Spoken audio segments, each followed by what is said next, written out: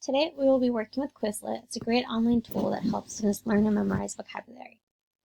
When creating an account, it's important to create a teacher account because that way you can create your classes, add students to your classes, then create vocabulary sets for them that you can share with them, and then as they practice it and learn them, you can track their progress. However, today we'll be focusing on creating a set. To create a set, you go up here where it says Create, you title your set, and there are two ways you can add terms. You can add terms manually, so you enter the term and the definition, or you can import your vocabulary list from a document that you have. We're going to go ahead and import it. Go to our documents, we copy the list, we paste the list. Then to make the distinction between the term and the definition, we can either do a tab, a comma, or customize it. I went ahead and did it through a tab, and then you can preview to see that it's all worked out fine. Then once it's all ready, you can create the set by clicking import. Once we're here, we can actually go on and customize it and edit it.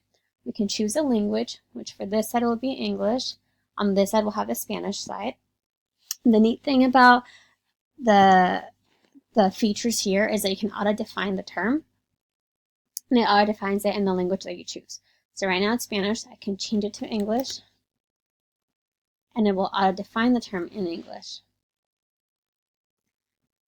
You can also add an image to the term, and you can add your own voice recording. It's really neat that it has its own image library. That way you don't have to go to Google and get the image or go to your own image library. And the nice thing about choosing a language is that when you choose a language, you're able to use the different accents or characters specific to that language.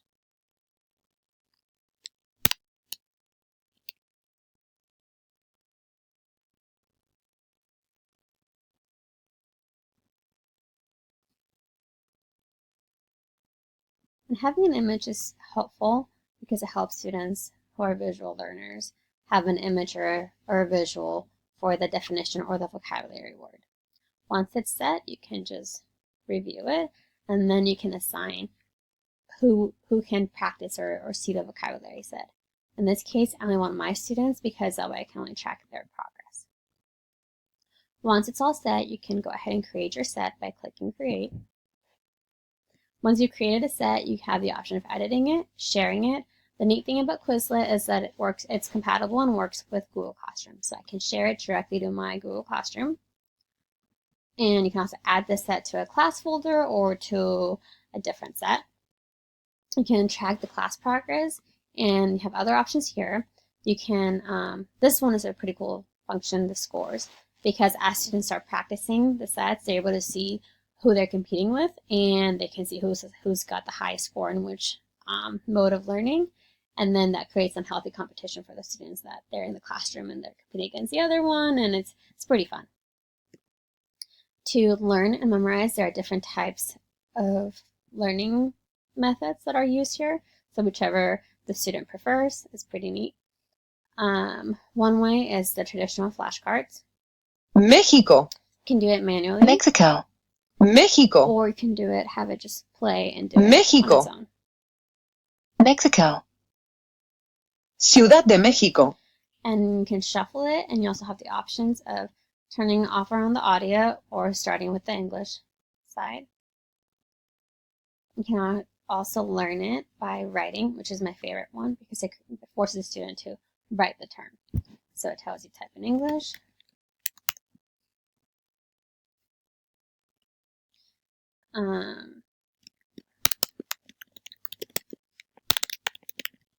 It's cool because it tracks the number of terms you get right or wrong.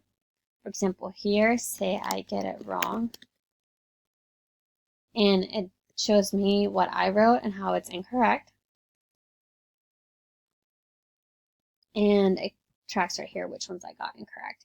Some options you have right here are that you can turn on or off the audio and set the language. You can also have a form where it dictates it to you and you have to spell it out. Guatemala. So you have to spell it. República Dominicana. And you have the options of turning off or on the audio, and you can actually make it go slower. So that way, if you're having an issue understanding a term, you can slow it down. And that's good for different learners who have different processing speeds. You can choose to speak in English or Spanish or whichever language you're working with. You can also take a test. And for the test, it's pretty cool because you can customize what type of questions you get. So you can get written questions, matching questions, multiple choice, true, false. You can have it show the images or not. And then you can take the test and practice it, test yourself. And there are also 2 games that come with this. One is the matching game. So you have to match the word to the definition or the term and the picture. And it times you. So your goal is to each time do it in less amount of time. Your options are just to start over or study the ones that are starred, which you're having a hard time with. You can also do gravity. Gravity allows you to make the game easier or harder.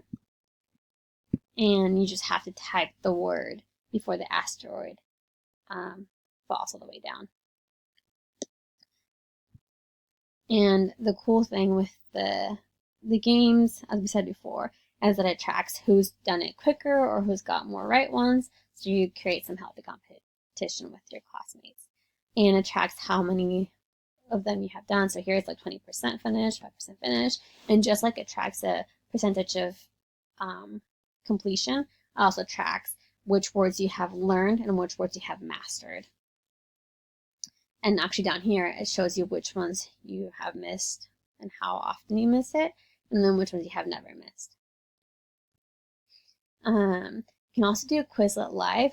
This one requires you to have people added to that set.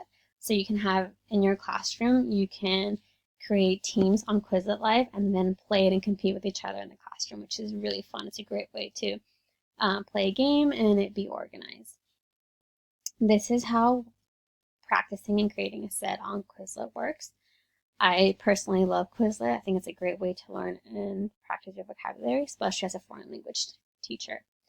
Hope this was helpful.